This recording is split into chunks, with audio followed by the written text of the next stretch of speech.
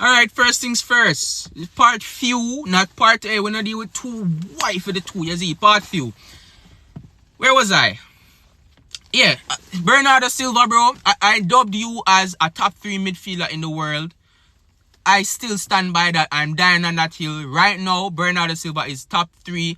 It is just a top 2 or top 3. Top 3 midfielder in the world right now. I don't know where you rank him, but him in there somewhere. And that is including KDB being injured. And if you want to include him in there, because I think potentially he isn't even 3 in that top 3. So, do what you will with that information. And even if you disagree, let me know down in the comments. 3 central midfielders better than Bernardo Silva right now. But bro, you did not control that game, and we needed you to do exactly that. People have been crying out for John Stones playing CDM. I wasn't against it, but I wasn't necessarily for it for 2 reasons. One, he has been injured. He has been injured for a couple of weeks now. I didn't want to just throw him starting in an unfamiliar role. Yes, he's drifted into the midfield before. And you know what's funny? I've also had debates with people telling me that he's a midfielder. No, he's a defender that drifts into midfield positions. But saying he's a midfielder is completely different. Not because a striker plays false 9 means they can start him at central midfield. Not necessarily. That's the type of thing that I mean. So, I don't know, man. We saw it, and I don't think that was the best game to even really judge John Stones in midfield, but it's the only one we have now.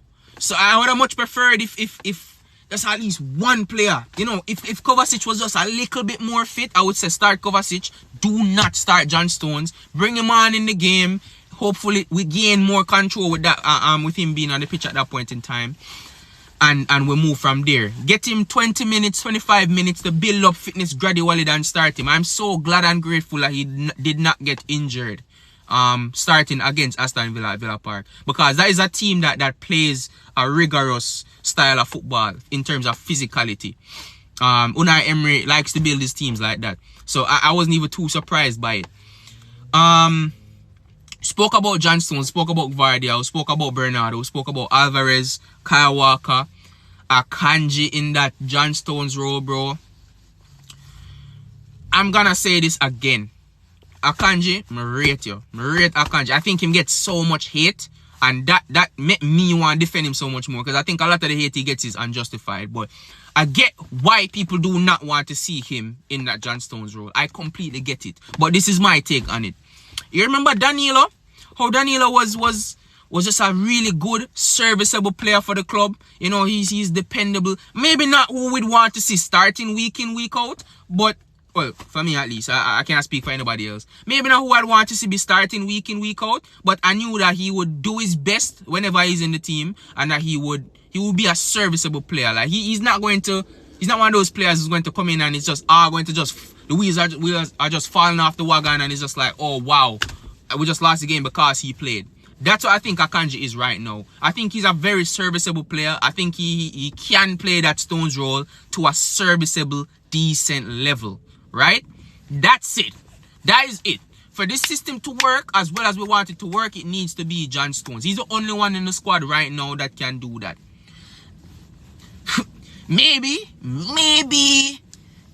Kovacic, maybe, I don't know. I wouldn't want to see that though, because again, it's not a role that he's familiar with. John Stones has been at the club for a very long time. I think 6 years, 7 years maybe. Did he come in Pep's first window? I'm not entirely sure. But yeah, John Stones, I think Hugh at City Extra said this before. Big up to Hugh, by the way. Said that like John Stones in that role is a product of many years on a Pep Guardiola. Akanji doesn't have that. He's not as good as Stones on the ball. He's not a better passer than John Stones on the ball. He's not better positionally than John Stones. You know, the only two things that I would say Akanji is better than John Stones in is he's a little bit faster than him, and he's played left back before. That's the only two things I can think of right now. Because he's not better than John Stones in the air. Doesn't play right back as well as John Stones, even though he is quite good at right back. I do have to give Akanji that props. Centre back, no, let's not even have that conversation. And it's not to shit on any other players, by the way. This is constructive criticism. If you guys are I'm dubbing it as constructive criticism. If you guys think I'm being too harsh, let me know in the comment section. This game is a match that made me very angry. Let me not even say that. I wasn't angry. I can't say I was angry. This match made me very disappointed. I was disappointed with that performance. I've never seen us only have 2 attempts before. Not even just attempts on goal. It was attempts on goal, yes, but even if we had 2 attempts on goal before in the past, surely we took more than 2 shots. Surely. And we were clearly lacking something. Grealish in the midfield, at this point, yes, I want to see it. I really want to see it at this point. Give Alvarez a good rest. He got somewhat of a rest and then started, you know, playing 80 plus minutes right after that again.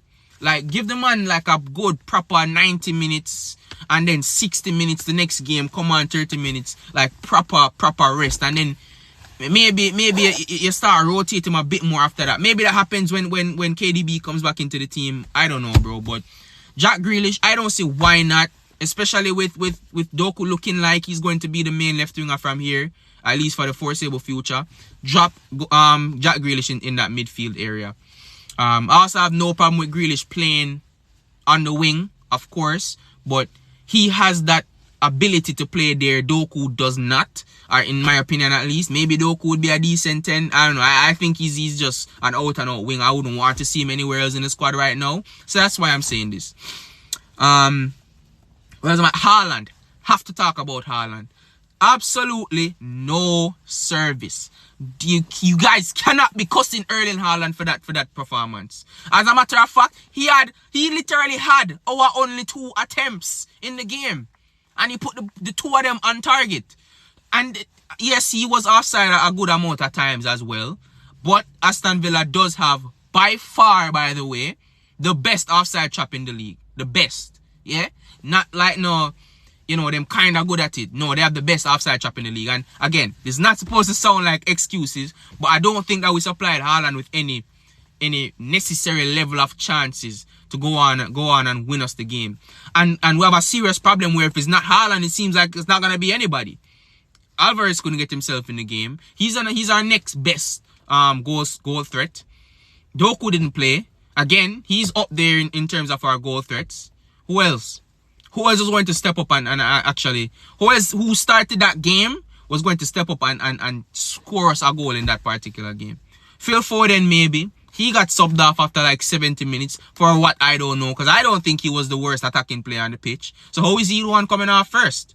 That's quite surprising. If you ask me... Let me not even get into what I was just about to say. Let me leave that right there. Pep... What I would say to you, Pep, something has to change. And what I'm hearing tonight from Martin Mancunian, way, check out his show, by the way. Subscribe to his channel. Big Manchester City legend. I listened to his show that he had recently. And by the way, whenever you guys see this get uploaded, this video, this is right after me recording it. I'm going to go inside and upload it right away. You see me? Now, I just finished watching Martin's show just now, the one that he just did.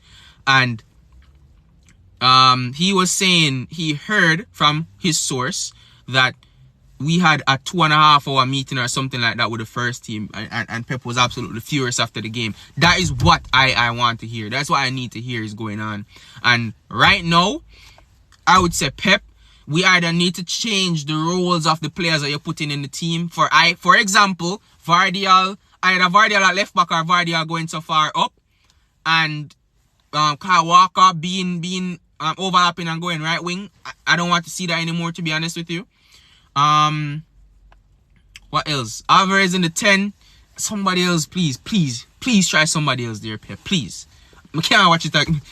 It just takes so much out time game. You know, like trying to play Trent or Cancelo in a defensive position. Like, they'll do it, but you can tell that this isn't what them not the passion for it. I don't think Alvarez likes that midfield role as much as he likes being an out-and-out striker, you know? And he will do it because he's that type of player. He'll work for the squad. He'll definitely do that. But it comes a time when he does get frustrated with it. And it looks like right now he's just not feeling it.